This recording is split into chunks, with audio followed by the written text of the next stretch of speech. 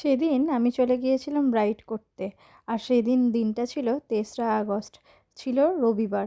আর সেদিনকে আমি, লিসা আর পাখি আর আমার বোন ৪ জন মিলে চলে গিয়েছিলাম নৈহাটি। যদিও লিসা আর বোন যাওয়ার কথা ছিল ব্যারাকপুর, তাই আমি পাখিকে নিয়ে চলে গিয়েছিলাম নৈহাটি রাজলক্ষ্মীকে সাজাতে।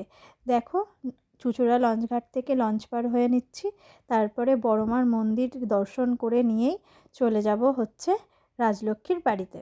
নৈহাটির ফেরিঘাট থেকে প্রায় অনেকক্ষণই লেগেছিল যেতে। আমি ভেবেছিলাম প্রথমে কম রাস্তা, কিন্তু জার্নিটা প্রায় অনেকটাই হয়ে গিয়েছিল। তারপরে শেষমেশ দুপুর দুপুর ওর বাড়ি পৌঁছে গিয়েছিলাম, কারণ ওকে আমাকে 6টার মধ্যে রেডি করে দিতে হতো। তো গিয়ে দেখলাম ও ফ্রেশ হতে গেছে, তাই আমি আমার একটু মিরর সেলফি নিয়ে নিলাম, যেটা আমি জীবনে কোনো দিনও নিইনি। তো আজকেই ফার্স্ট নিলাম। তারপরে ওকে নিয়ে বসে পড়েছিলাম, আর এটাই ছিল ওর ফাইনাল লুক। তো তোমরা তো জানিও অবশ্যই ওর লুকটা কেমন হয়েছে। যদিও তোমরা এই লুকটা আগের মানে আমার রিলসে তোমরা দেখে ফেলেছো, তবুও আমি তোমাদের সাথে যেহেতু ভ্লগ শেয়ার করছি, তাই আরেকবার দিয়ে দিলাম। তো তোমরা অবশ্যই জানিও যে কেমন লাগলো তোমাদের লুকটা।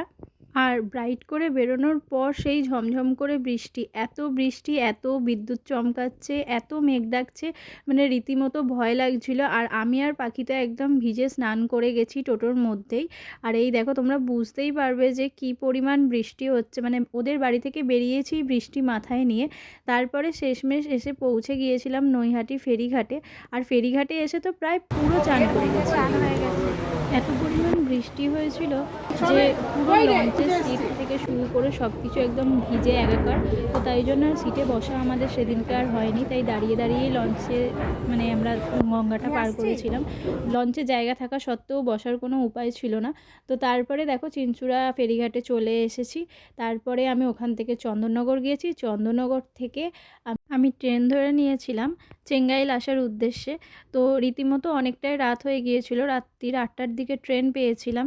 তো আমাদের চেঙ্গাইলে ঢুকতে ঢুকতে মোটামুটি 10:30টার মতো বেজে গেছিলো, প্রায় অনেকটাই রাত হয়ে গিয়েছিল।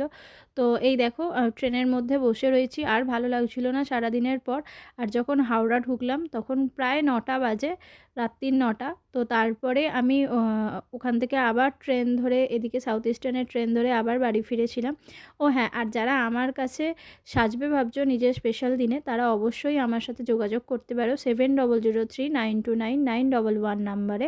তো আজকের মতো ব্লগটা এখানেই শেষ করলাম। আর আজকের মতো টাটা।